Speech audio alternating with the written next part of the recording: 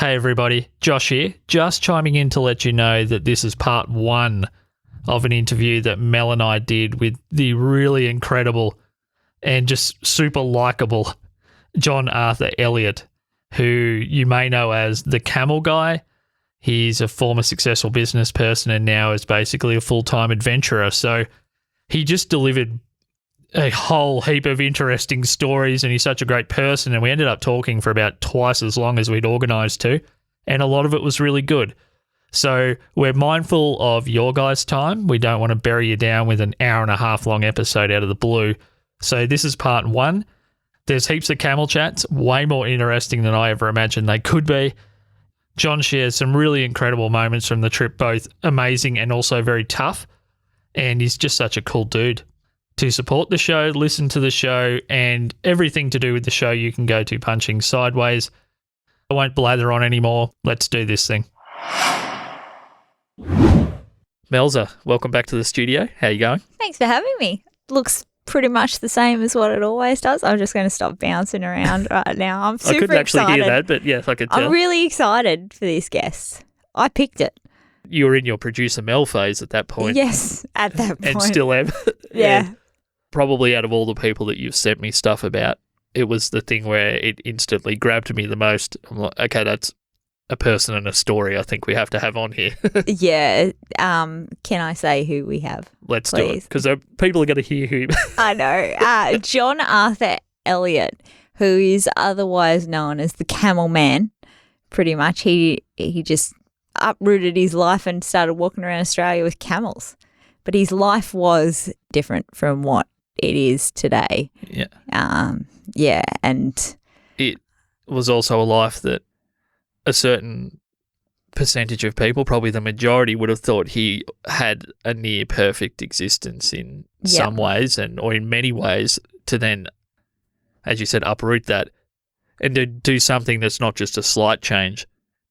It wasn't like he was a very successful business person, then went to India to, find himself. Yeah, to find himself. Yeah. He decided to travel around one of the world's largest continents with some camels.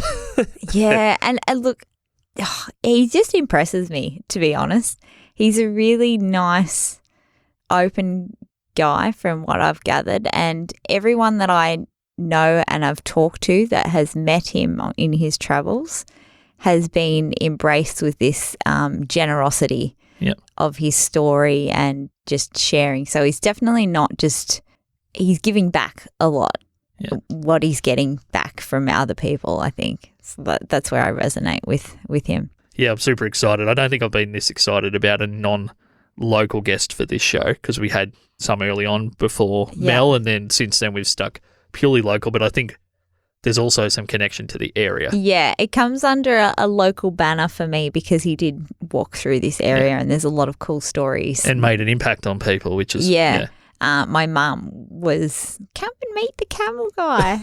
and I didn't. How does that conversation go? Do you just get a call out of the blue? It's like she's trying to hook you up with a boyfriend and his name's the camel guy? To be honest, and I feel bad because I didn't really give it much thought when she was saying, he's down at the pub, go and meet him.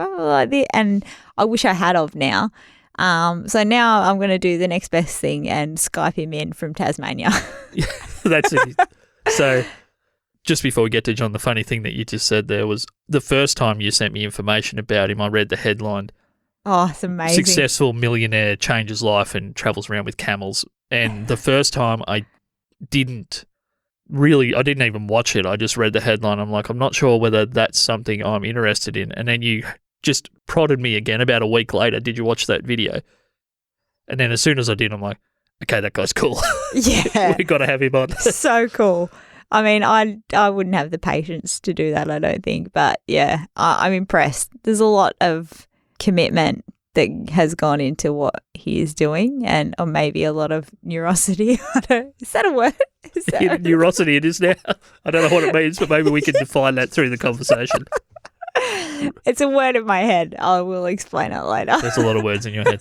Righto. So this is John Arthur Elliott, otherwise known as the Camel Guy. Yeah, the Camel Guy. And he's coming to us from Tasmania, which is pretty sweet too. So yeah, okay, super sweet. Let's do it.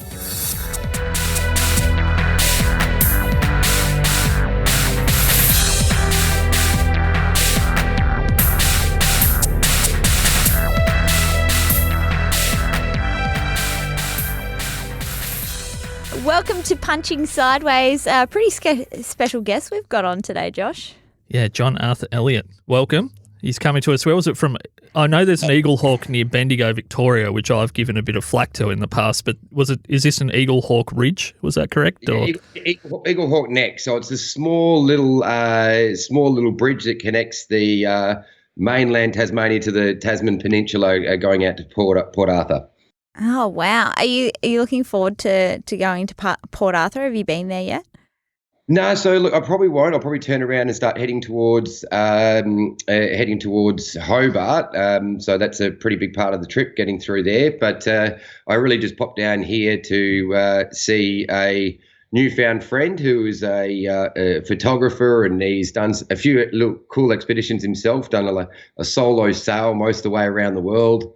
Oh, wow. When he was in his 20s, and so when you come across people who've got like cool stories as well, you go out of your way to catch up and compare notes. Yeah, well, speaking of cool stories, for anyone who doesn't know who you are, John Arthur Elliott, can you just give us a little bit of a background? I just know you as the Camel Man. That's all I've heard is the Camel Man. Have you seen the Camel Man? You came down to our area in albury-wodonga towards the start of this year. And firstly, how did this whole adventure come about? That's probably the big pressing question, first of all. Yeah. So I had a more corporate life in the past, and I was sitting there, and I was the CEO of a financial services firm. I had a nightclub, and living a probably in some people's eyes pretty high life. But I had this little snapshot where I'd see a 50-year-old guy that would walk into the nightclub, and he's still, worrying about what car he drives and how good he looks, trying to pick up some 20-something and thinking that that's kind of the key to life. And I looked at that and it's that's not where I want to end up. He's not still nailing life. He's just on that merry-go-round, coming back to the same spot every weekend. So I knew I didn't want to be that. So I made the decision to leave all that corporate life behind, and I was really looking for adventure. And I had no idea what I was going to do. And it was only a month from leaving the job, and I was having dinner with this girlfriend of mine one night, and a few reads into it, she mentioned this camel travel story where she was over in Kenya, and she entered this 2-day camel race. And not only was she only female, she was the only white person in the race, and she came second. Oh, wow. Won 8,000 pounds, and it paid for a whole trip when she was 19. So that got us talking. I was like, I was looking for some adventure, camels. I think we got a heap of those in Australia. So I made the decision that night that it was probably going to be camel related, this next adventure. And the next day I Googled, how do you buy a camel? Because I had no idea. And within a month I was off learning how to train camels, and decided I was going to go for a walk across Australia. Wow. So how long did it take from when you Googled camels and when you started training camels to actually start walking with them? How long did the whole process take? A little over a year. So the first 6 months I was just running around to learn whatever I could, and train for not just the camel, but different elements. So spending a month in the little sandy desert by myself, just seeing how I like that isolation factor, and learning some bush survival skills and just whatever I could, because all I brought to the table was good keyboard skills, which don't mean shit out here. So there was not one skill that I brought to the table that was going to be really relevant for the trip. So the year was just really about finding how I like that, and getting in front of and spending time with anyone who had something to teach me to get the trip going. So I had 6 months to run around doing that, and I got my camels about 6 months into it in August 2018.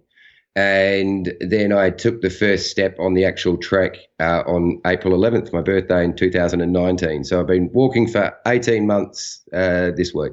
Wow. So the camels' names, Charlie, Ted, Arthur, Jackson, and Bill. Bill the Bastard. Is he? Yeah. That's the name, Bill the Bastard. So did they come named, or you've named them? Did you name them these names? Yeah. So I named them all those names. So we got Ted Osborne at the front. He's named after my two mentors that taught me a lot about cameleering.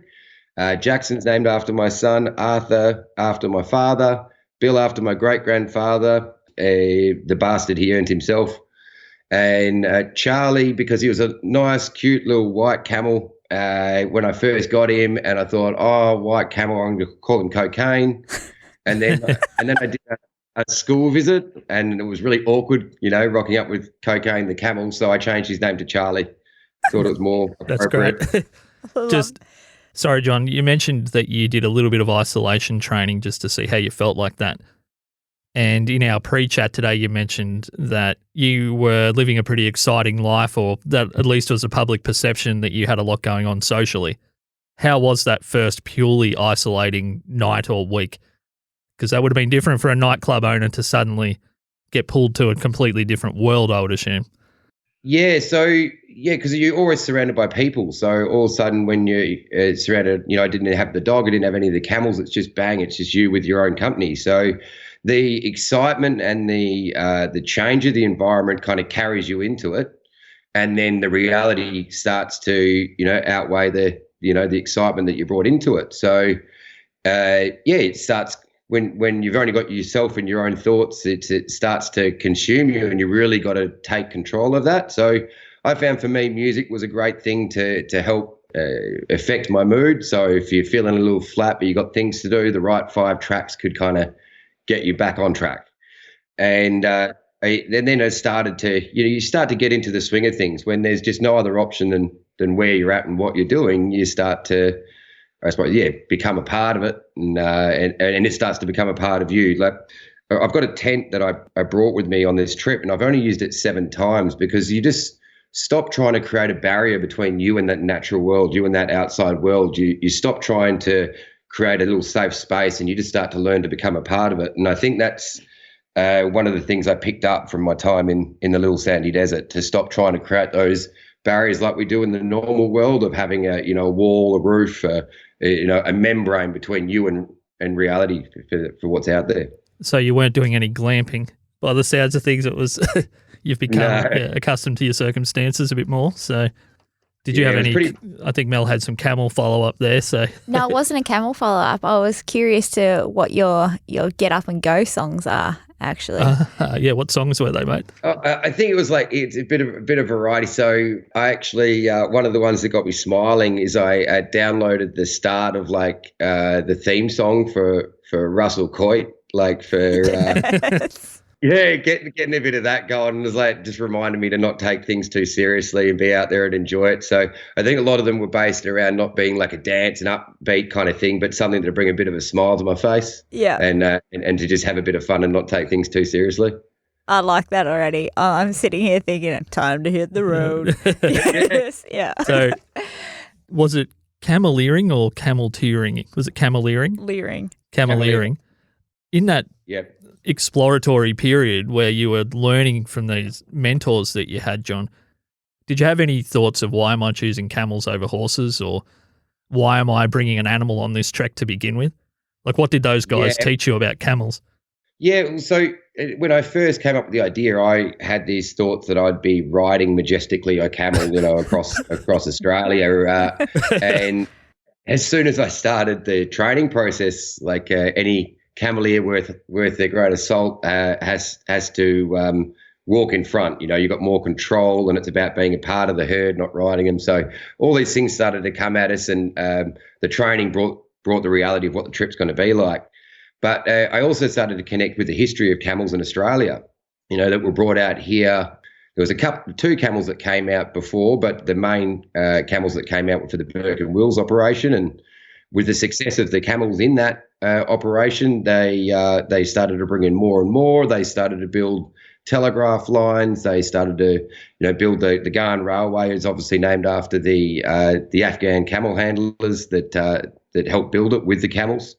And even small little facts, like the size of a bale of wool in Australia, the bale size is set at 170 odd to 200 odd kilograms, but the size, shape and weight of it is because that's what a camel could carry either side.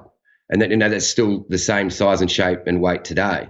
So just how much camels affected a lot of regional and outback Australia and really connected them to be able to make industries like that possible. And I'm sitting here clueless of that history of Australia. So you really started to get into it a lot more as you went through the training process and learned how integral they were with Australian history.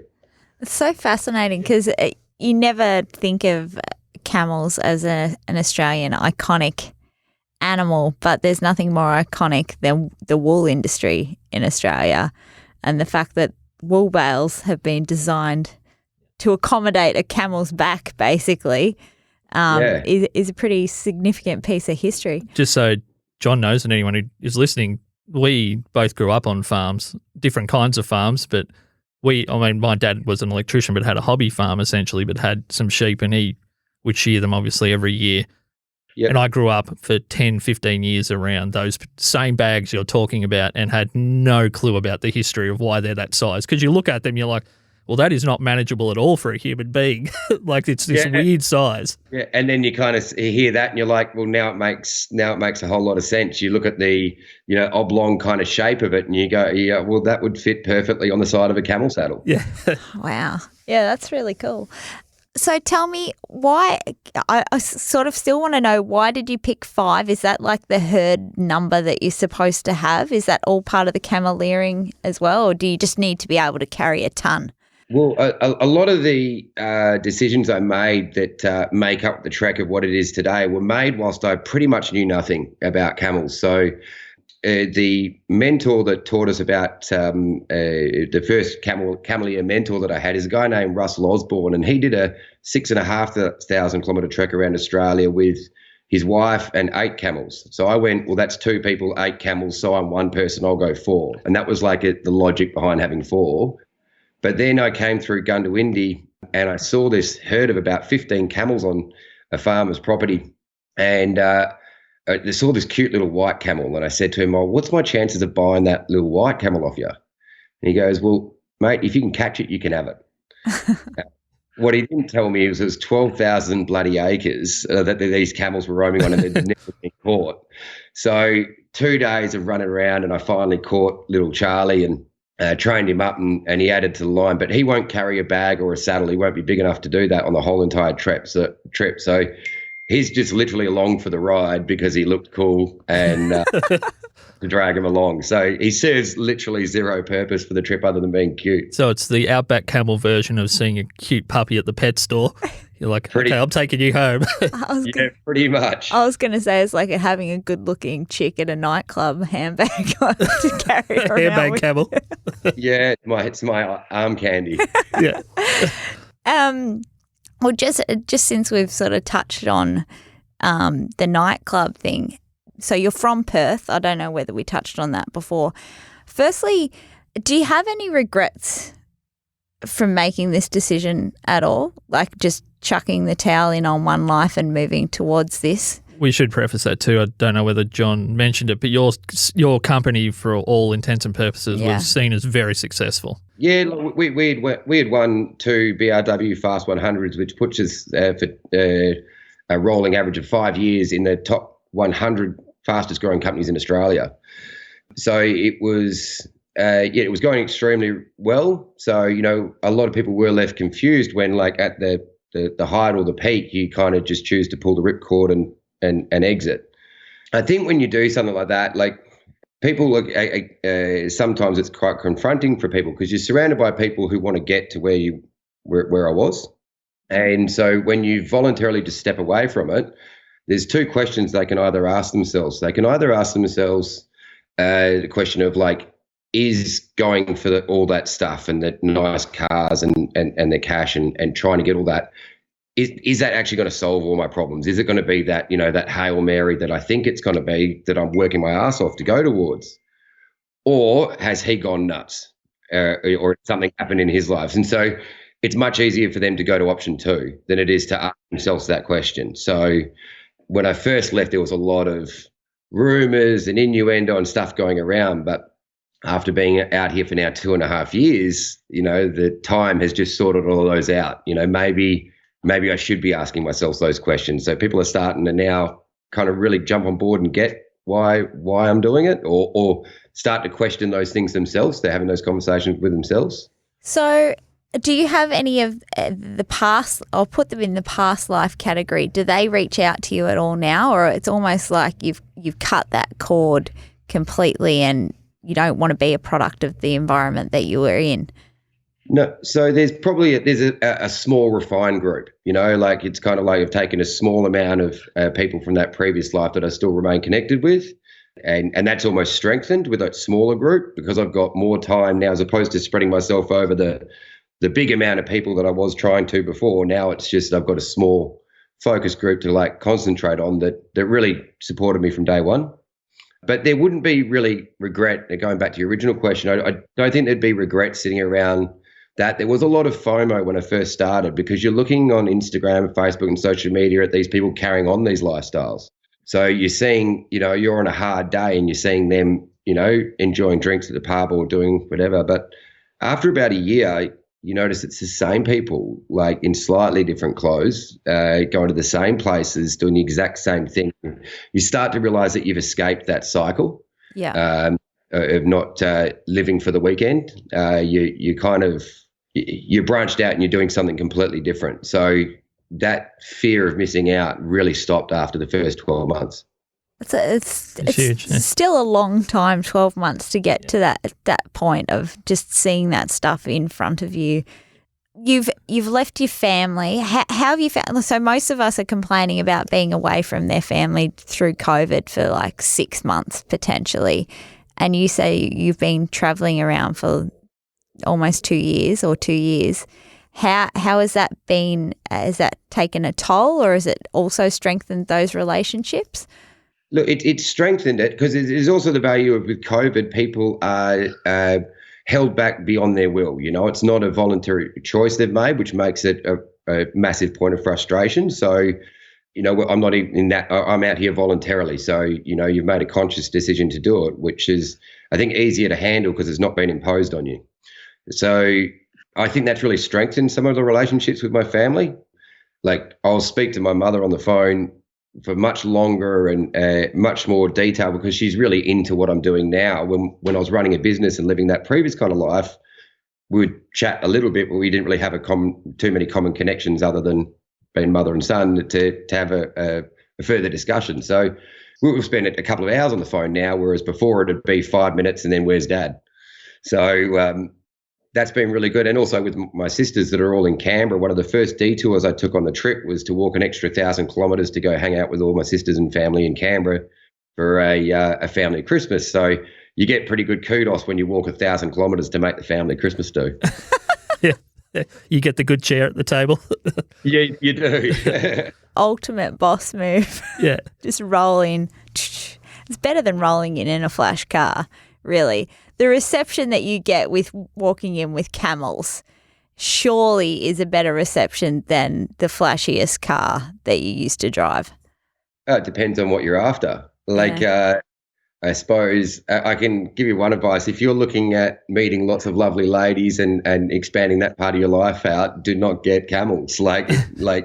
It might be the week-long periods between showers, or I don't know what it is, but they might like the camels, but you go up and say hi and they're like, yeah, no, I'm just here for the camels. So not the guy that smells like the camels. Yeah. Whereas with a sports car, maybe they stick around a little bit longer. So, what do you do? I would put it to you that the lovelier ladies would hang around with the camel and the camel smell. That maybe your perception of a lovely lady that is just driven by the aesthetic of the flash car and the fancy suit and everything potentially isn't a lovely lady down. Yeah, look, I definitely agree with that. And I suppose when you've lived kind of both, that's probably something where in the first 12 months, you're addressing the FOMO of that because you've had one. Where everything's easy, accessible, and you can have it right now. It's immediate gratification on whatever you want. All you need to do is just keep on, getting out there and earning more money. But when you come on this here, there's so much distance between, the next PowerPoint, the next tap of running water, like your change of what's amazing is a completely different metric, on a completely different matrix. John, did it take a period of time across that 12 months to align yourself maybe more with adventurers of the past, whether they're Aboriginal people that have travelled the lands through to the early adventurers that mapped out a lot of Australia just to get away from technology, because they had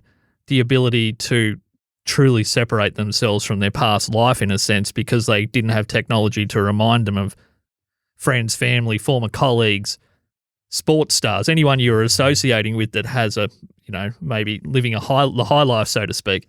Did you have to tune yourself to a different frequency or just get off tech? No, look, I try to keep the tech part in so that I could share the story and share the kind of journey with people along the way. I've had a filmmaker, Cam Watt from Melbourne, that's been documenting a little bit of it as well. So conscious to try and share a bit of the story along the way. So you have to stay engaged with tech, and then it's the temptation for that to be a two-way street, not a one-way street. If you're sharing your story, you're looking at other people's as well. So you're still kind of in there and connected in that sense. But the big element that I've been spending a lot more time on this trip with is like all the local people. Like, so if you could rock around in the fanciest four-wheel drive and the nicest caravan, and you walk up to a town and you just end up hanging out with other travellers. Like, you're in the caravan parks or where the other travellers come through. You might not meet a local other than someone's, who's running a tourist kind of style thing. You rock up with camels and you connect with all the locals. The locals come out of the woodwork to see you. You're doing the school visits, the aged care visits, you're stopping at a local pub, and you spend 99% of your time with the locals of the area. Like right now I'm staying in this guy's house who was driving down the road and kind of saw us, and we'd connected through Instagram, and he just pulls over and goes, "Look, I've got to go to Launceston for a couple of days, but here's the keys to my house. I'll see you when I get back in a couple of days." And I'm like, "Nice to meet you too." And then I'm staying in this place here. So you get this really intense localized experience with people on the way through. And I realize that's something that can't be replicated without the camels, like, or coming through with something that really draws them out. So I think that's why I keep on making the trip bigger, because you get addicted to that experience. You realize how rare and how amazing and how privileged you are to be able to experience a local area you're only in the town for 48 hours, and you're almost immediately a part of the community, and you get that guided experience. It's very true. It's like people take ownership of you a little bit. In a way, this is my perception of it, because my parents live in Bethanga, and I know that you stayed at Bethanga Hotel. Yeah. And mum went down and she met you, and she goes, "Oh, the Camel Man's down there, and he's so lovely." And and I know that you were embraced down there as well, and it's almost like they want you to stay, because you must exude such good, happy vibes as well, that people want to hug you in and hold you tight as well. They say, like, if you smile at the world smiles back at you. But when you're walking down the road with camels, the world's smiling at you. So you can't help but bring it back to the world with a nice smile and a hug or stick you around. Like, Bethanga was an overnight stay that turned into 4 days, and they really did kind of jump in and embrace us down there. It was an amazing entrance into Victoria. And that's not rare on this trip. It's like, that's where I say you've got to realize how privileged it is to be able to experience the world in that way. And no matter what the community's going through, like, we started off walking through the drought, like the worst drought ever, and going through Gundawindi, Moree, Narrabri, these communities that are really hurting, that, as a farming community, really hurting. But they're still opening their doors up. They're still buying you a beer or giving you a roast, or, got a big smile on their face when they're coming out. Then you're going through the fire. We went through the fire. The area's going through fire, suffering from fire, and it's about to be consumed or has been. And there's still the same reaction again. And then COVID, it's the same reaction again. Like, no matter what the community's going through, you're just embraced. It's awesome. Okay, Mel, we're just chiming in here quickly, right in the middle of this amazing stuff from John, just to ask people to maybe buy us a coffee. Well, I just want to know, if you're sitting there having a coffee right now and enjoying this and listening to it, just maybe think of me. Maybe I might like a coffee as well. I'm not sure whether getting them to think about you specifically will help us sell coffees, but I'm okay with the experiment. Like we might be a little bit in their heads anyway, since we're in their ears. Okay, so you got to really dig your feet in, dig your heels. Yeah. I just like golden minded coffee, please. And I'd probably also like one. So you can go to supportpunchingsideways.com and click on the Buy Me a Coffee button, and it helps us do this whole thing. The whole thing. And he's flamboyantly throwing his hands up and just, it's like the whole world I'm just excited by John. He's just filling me with, well, a coffee-like energy. He's pretty impressive. One of the things, speaking of embrace, one of the things that my mum said was he gives such good hugs. And hugs. It must be the beard. Yeah, no, I don't know. And hugs are, some people are worried about personal space and everything these days, but I know there's research of how much oxytocin that can release to people. And if you've got a stranger that's willing to embrace you in a hug, then that's a very special thing that you must be going around sharing. So, and it was something that she came back, one of her references, nothing else really about the camels. It was just you gave really good hugs. Yeah, so well done. Been a lot less hugging. Yeah. Like she must have got one of the last ones. Maybe you knew what was coming. I just want to quickly reference before we continue into your story is there is an amazing video that I want to share of you crossing the Bethanga Bridge into Victoria that your media did. And we're going to share it because it just looks so beautiful. It's done up high. And how is that to see that video? It was really good. Like, so, because he came out and the guy from your media came out and said, I'd love to film you tomorrow. What time are you going to be crossing over? So it was all a last minute kind of thing. So in seeing it afterwards, I was like, thank God we captured that because that's a pretty cool moment. The New South Wales Police even were so nice. They found out about it and said, we'll come out and we'll escort you across. So they didn't come out and tell us what to do. They came out and said, what do you need from us? And then at the end shook my hand and said, thanks for coming through New South Wales. Really nice kind of interaction with the New South Wales Police as well. So it was, we were crossing through, and I think one of the things that made it look really nice is how low the water level was. So you had that big disparity between where the bridge and the water level was, which just made it look so much more, epic. Yeah. It was a pretty cool way to enter a state.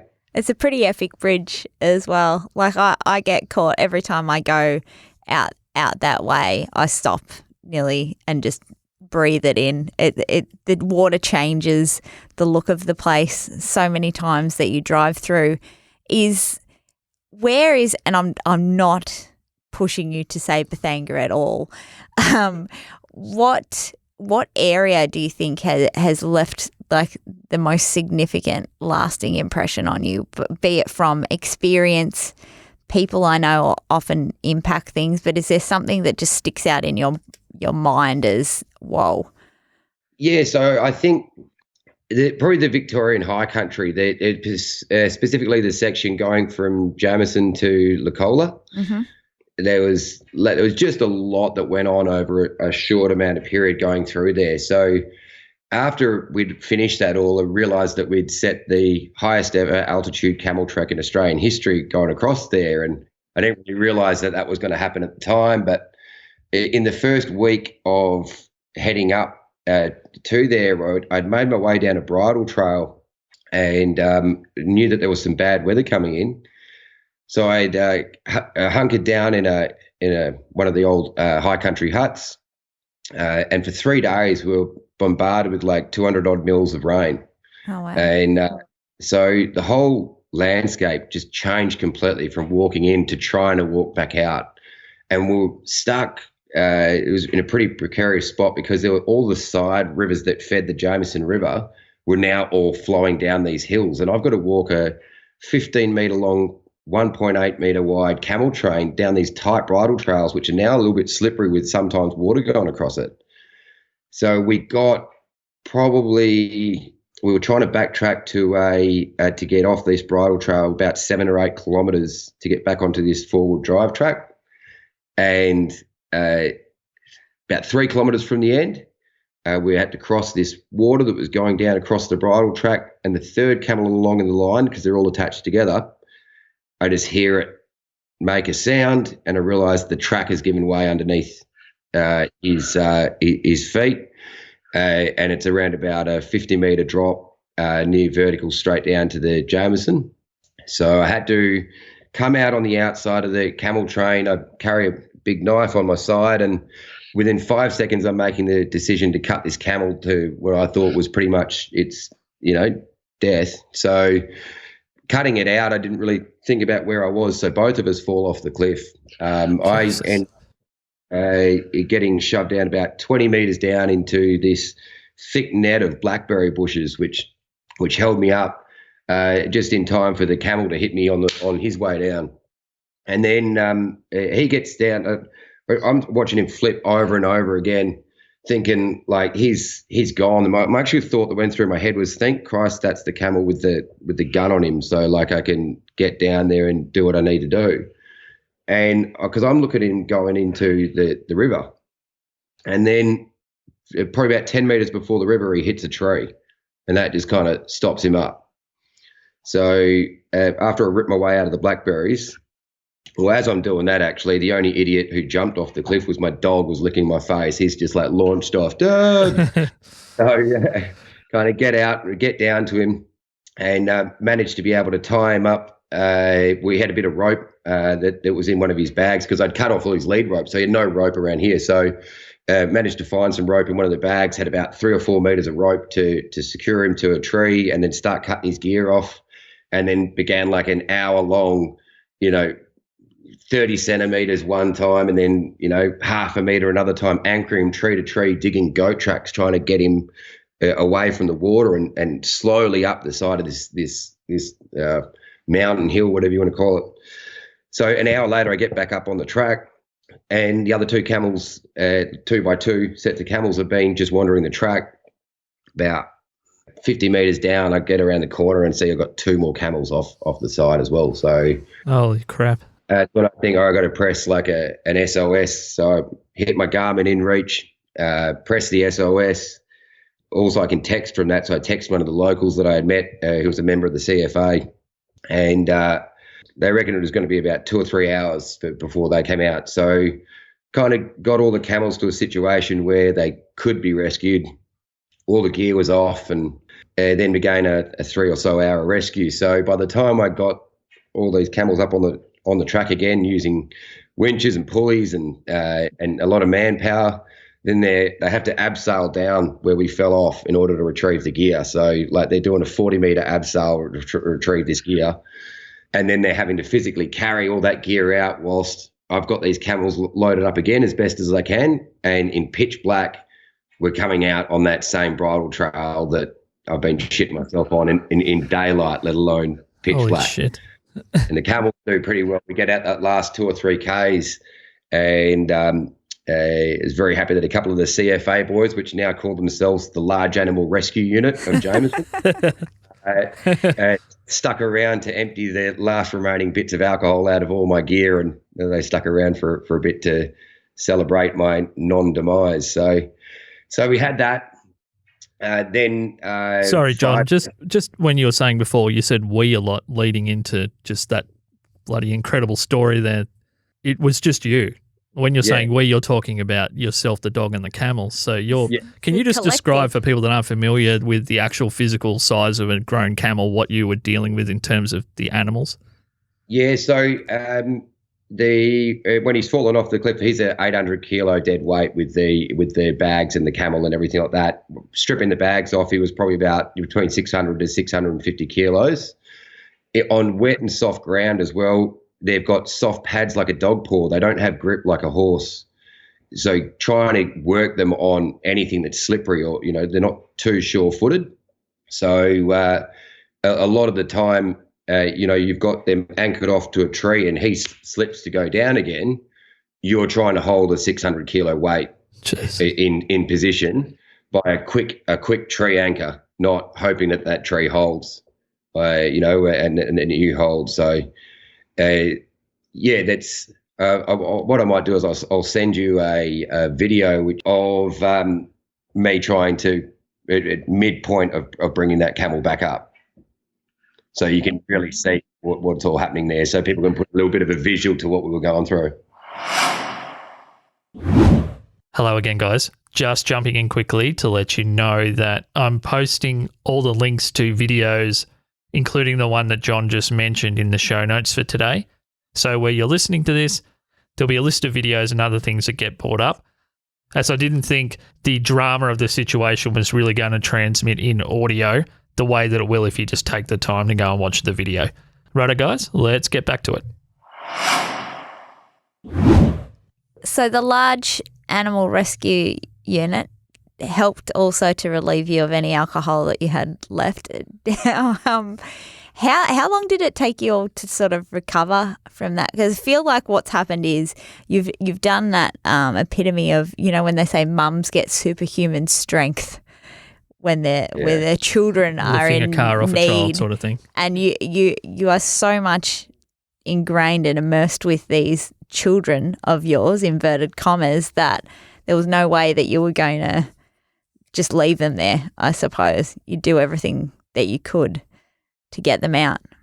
In my mind, if I lost one camel at any point on this trip, then for me that's trip over. It's not just replace the camel and keep going. These aren't interchangeable for me. Yeah. Like, we stop when we get to the end, or we stop if we lose one. And I'm like, I wouldn't continue to risk any of their lives in order to just get to the end.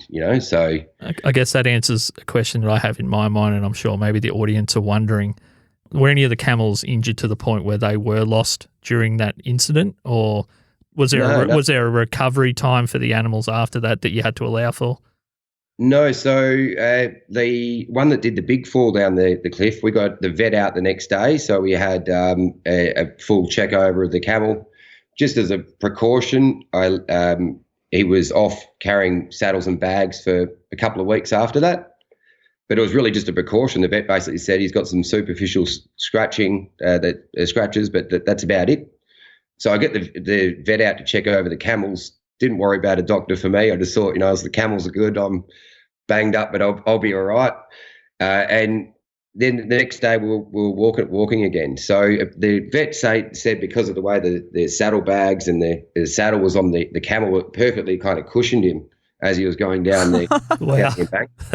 So it was the right camel to go down because of the style of bags that he had on him. It was just any of the other camels, the bags weren't as protective. This guy here had nice protective bags.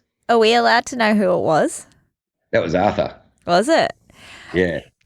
So, I didn't know whether it was going to be a secret squirrel or not, because you haven't mentioned the one who caused you all the trouble. He should be Arthur the bastard, not Bill the bastard. It lends the question of how exactly does Bill the bastard get a name like that? After that story. Is there an incident that led to that naming?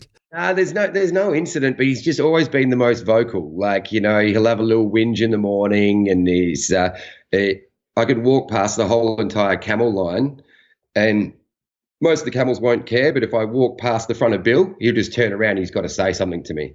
So he's the old man of the group, even though he's only 1 year older than the rest of them, and he just acts like the old man. Always like if he was a person, he'd be yelling at the kids to get off the lawn. That's just like the kind of camel he is. Yeah, right. That's awesome. Have they got much more personality than what you were expecting?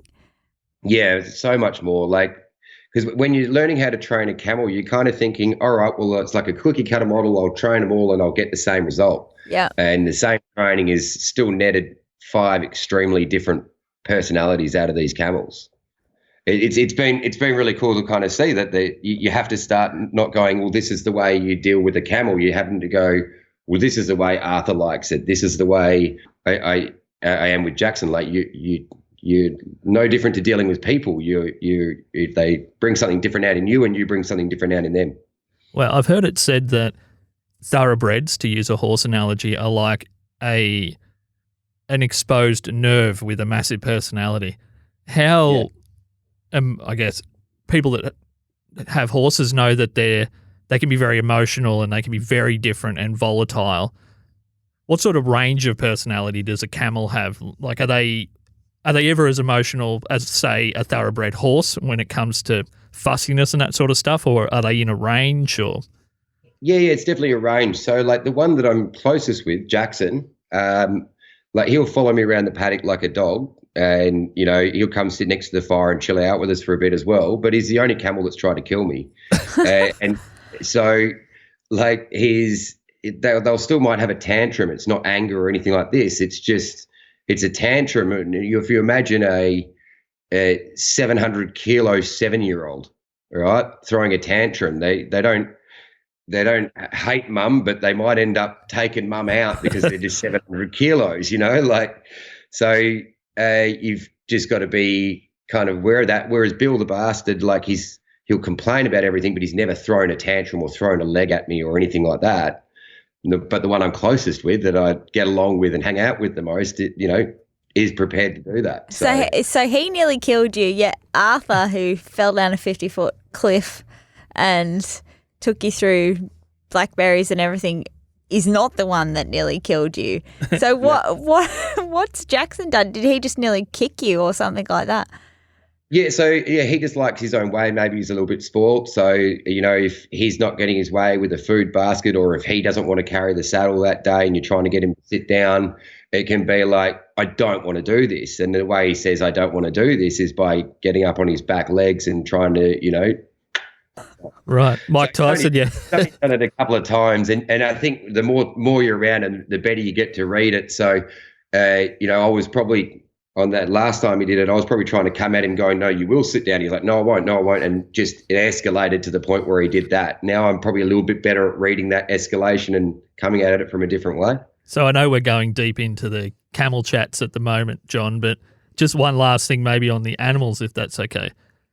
Did you have to figure out over time the order of which the camels had to be in the train as far as their personality? Like, is there a leader that you need to have at the front and one at the back, or are those sort of things even part of the picture? Yeah, definitely. So, and they kind of sort that out a little bit themselves, where they sit in it. But that, in combination with being the most obedient camel, Ted was always pretty much the front runner to be right up front. So he's the most obedient. He'll follow the kind of call straight away on whatever I ask. But he's also the only one that, one of the main ones that loves to do a bit of projectile vomiting. So that's why my hat wears the.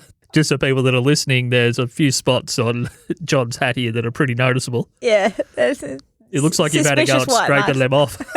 Yeah, pretty much. It's interesting you say that, because I grew up on a dairy farm, and in a similar vein, the cows going down to the dairy every day, they'd sorted it out. There was a leader, there was a few leaders that always just knew what was happening.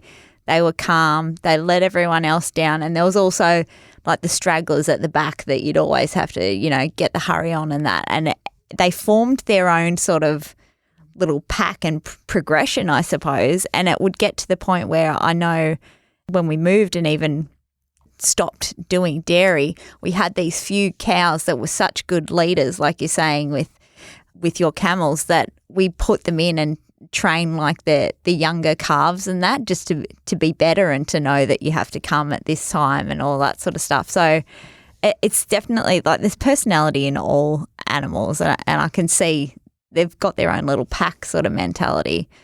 And I think it's about, like you said, you guys learnt that by sitting back and observing just how they roll, how they go, and as opposed to fighting against that, learning to work within their system, as opposed to trying to push things to know this is the way I want it to happen, this is the way I want it to go. And that was one of the big lessons at the start of this was, in the previous life, it was about, organising and structure and running things to my schedule and the way I want to see things going. And when you're working with animals, you can no longer push them to your time schedule, or, you've got to switch to like camel time or switch to the animal time and start working with them. So you really have to take a back seat sometimes and stop trying to impose your will on them, but start listening to them and go, all right, if I want to be a part of this herd, not just their dictator, I've got to learn how they operate and to some degree squeeze my plans and my thoughts around them. It's probably a very good lesson with people as well, right? That don't try and make someone into something that they're not. And in the same vein as yourself, like by putting yourself into a place where you're not comfortable or people aren't allowing you to be yourself and be the fullest expression of yourself is also not a healthy thing. So it sounds like you're talking about animals, but it's also a very big life lesson that people could push into their own sort of worlds as well. Yeah, definitely. So it's funny that you brought up leadership, and we just started maybe referencing John's former life. There was one quote on your website, John, that really stuck out to me this morning, and that was, in just a few years, I was 20 years old, earning over $100,000 a year, and somehow I blinked and I was on the verge of bankruptcy. Decisions such as buying a sports car and not a house had pushed me to the edge financially. When that sports car was written off 7 weeks later and the insurance company wouldn't pay out, I was left with a pile of debt that I couldn't see my way through. So you obviously have had multiple inflection points in your life where you've questioned who you are as a person and whether you're on the right track. It seems like there was an early hint that you knew as a person that there was maybe more to life than the appearance of success, cars, money, and that sort of stuff. And also, has there been anything from the trip so far that you think, wow, that's something I could take back to day-to-day life and really benefit from? Like any learnings or...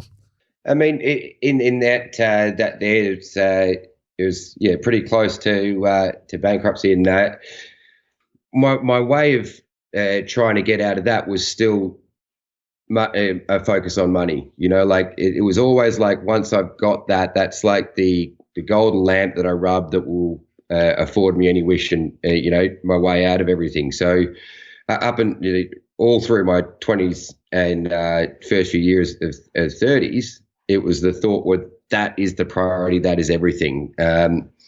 So when I started the company and it started to go well, and I started to have a few nicer kind of things around in life, there was a moment where I had a $500,000 supercar, and a friend of mine got the next model up 7 months after I got mine, and I immediately started shopping for a new car. And there was this moment through that where I kind of went, what are you doing? You're constantly measuring yourself and your own happiness based on what someone else is doing. You're giving yourself no credit for what you've done or where you're at. You're kind of just going, well, it's still not good enough because someone else just did this, which you have no control over. The more successful you become, the more successful the people you hang out with, the more, they're one step up from you. So if it wasn't the car, then maybe I get up to another level of success. I buy a $5 million yacht and, you pull it into your pen and the guy next door's got a $7 million yacht and you're like, oh, shit. And then, you're back in the office and you're doing it again because you want to get the next one. It just never ends. So I decided to kind of step off the train there. So I gave the car away to charity. If you're not happy with the game, you change the game. So there wasn't too many other followers in that game. There wasn't a flux of cars getting away to charities. You didn't have a bunch of mates throwing cars at charities? No. I'm just like, you do you, man. But that process, like I felt like a shackle was just kind of off. I was no longer competing on that kind of term. Like we're in some new territory now. So that was probably like step one for me in questioning, material acquisition and just getting more money to consistently solve a problem. So just throw money at things until they go away, or throw money at something until a smile comes. So when I looked at everything that brought me happiness in my life at that point, I realized that I could connect every single thing through $1, like to swiping a credit card or whatever it was. So I realized that if I took the money away, I didn't really have any tricks in my book, like 0 tricks in my book to put a smile on my face. Even if I looked at any of the charity kind of stuff that I was doing, I'm like, well, if I didn't have $1 to contribute towards that, would I be at the table? Or the ability to generate $1 for them? So that was when I had a few friends around me go bankrupt, and I saw them struggling through that, redefining themselves without money, with that process. So I realized that I'd probably hit it even harder if something like that happened. So yeah, I started to think about what would life without anywhere near as much would look like, and started to disconnect it and get away from relying on that financial means in order to have happiness and success and achievement. So I wind up on this trek, and I had set myself about $100,000 a year to get the trek going, and after tax. And then I've got a son over in the UK. Make sure he's well looked after. I ended up with in my hand about 50 something odd $1,000 a year to kind of get the trek going, and then I spent about 40,000 on the camels and the gear, and run around getting it ready. So it left me with $19,000 for the first year to live off. Yeah. So you go from literally one day, the nice car, the house, and literally the next week, that's the new budget. So, well, I was going to ask John how those conversations went when you were first thinking about upending your life in that way and moving on a new path. How, who were you speaking to? Did you trial a conversation on, a friend as opposed to your parents or something that might not understand quite as quickly what you're giving up and why you're doing it? It sounds like for you it was pretty much, this is what's happening, and then the next week it was happening. I spent 12 months going through that process of leaving the previous life without knowing what was next. But once it was right towards the end and discovered the camels and this kind of stuff, it was all from the outside looking in. It might seem very, very kind of quick, but I'd kind of mentally started getting through that over a year. So anyone that was really close to me knew that I was preparing for it. So the people that were close to me kind of got it. I had 12 months of back and forth on what I'm doing with them, but anyone who was slightly outside of that internal kind of group was like, holy shit, what has this guy just done? Like, for them, it just came out of like nowhere. Is that the coolest? So, yeah, it was. Yeah, yeah. It's the ultimate mic. It's the ultimate mic drop. It is. It's a full life mic drop. I like. Yeah. See you, bitches. I think that you brought up something interesting in there about just the gear and acquiring stuff. I think Mel mentioned earlier to me that she was fascinated by some of the things that you've managed to keep doing through the trip, as far as journaling the trip and producing the content and all that stuff. So is this an okay time, Mel, just to... I have two questions. Yeah, we can table that for a minute then. Well, no, we'll ask that right now because I'll come back to my other question. But how are you managing to do this? Because it all looks fairly like, obviously technology has evolved a little bit, but you're here now, you're talking to us, you're doing a podcast, you're posting videos all the time. Are you doing all this yourself? I know you got a documentary coming out, which is cool. We'll have to plug that when that is actually out. But is this all just you just learning as you go? Haven't trained Charlie the camel how to do Instagram yet. No, at the start I was trialing everything. I was trying blogs, I was doing some videos, doing everything, and it kind of really settled down after the first year because I didn't want this to become like another job. As soon as the Instagram and other things started to grow, I kind of relaxed and backed down on a lot of that stuff from the initial kind of hanging a banner out on my camel to create more kind of interest, because I'd end up at camp every night either editing a video or replying to like 100 Instagram messages from new followers that are like, hey, I just came on, what's this all about? So I backed it down a little bit, but I still try to share, as much as I can on Instagram and stuff like that. So I had to kind of figure out, how do I bring probably more tech that's been brought to a camel trek like ever before? Like, how do I stay connected in order to share as much or as little as I wanted to? So that evolved on the trip. Like in Gundawindi, I ended up getting a communications company to come out, and I said, look, our mission is to install a mobile phone signal booster on a camel saddle. Yes. So we end up installing this mobile phone signal booster on Bill's the camel, and we got to figure out how to connect it to the battery and everything like this. And so we got that all sorted. So if we've got 1 bar of 3G, we've got that brings us up to full bars, so we can connect. Then we've got how do we run all our power? So we've got a 125 amp hour lithium battery, which runs off either solar blankets. And we've also got a 1 kVA Yamaha generator as well, which we have on the side of a camel. So no matter what happens, we've got power. We've got a 35-litre Waco fridge. We've got a projector and a movie screen with surround sound so that we can have these like epic little movie nights in the middle of nowhere. And we can set a table for 4 for dinner. So if I have unexpected guests, they're well kind of catered for in wherever that lounge room is. I really wanted to have the challenge of bringing all this stuff to a camel trek, but a lot of those niceties and luxuries will probably drop off as I hit the middle of the desert. So a lot of those extras that are good now will probably just be replaced by water weight. So the weight of on my camels won't change, but it's just, you're not looking to have a laptop out there. You probably want an extra 5 litres of water. So you've just got to constantly make those sacrifices to hit this more serious parts in the middle of the desert. But whilst I've been doing the East Coast, where that's not a problem, it's all the way down from Queensland down to here in Tasmania.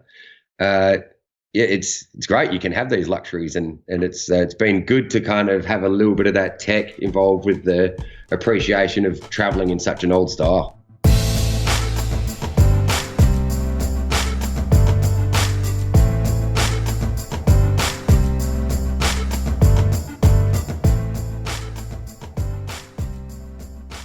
So we thought that would be a good place to finish up today. In part 2 of our chat with John, we actually talk a lot about food, some more about Bathanga as well that comes up, and we learn a little bit more about what makes the man tick, which was really interesting. So keep an eye out for the next episode. It won't be too far away. If you're still listening to this and you're from albury-wodonga or the surrounding area, and you're also keen to support live music as it makes its return to the region, Mel is actually hosting or emceeing 2 consecutive Fridays at Beer Deluxe. The first Friday being Friday the 20th of November, and then also Friday the 27th of November. So if you want to support live music and also support Mel from Punching Sideways, check out those events. And it's really important for us to get out and support these live music events as they start to open up again in the area. Okay, guys, punchingsideways.com to buy us a coffee, to share the show, and for this episode particularly and the next one with John, just share it with someone that loves an adventure story. That'd be awesome. Okay, talk to you soon. Bye-bye.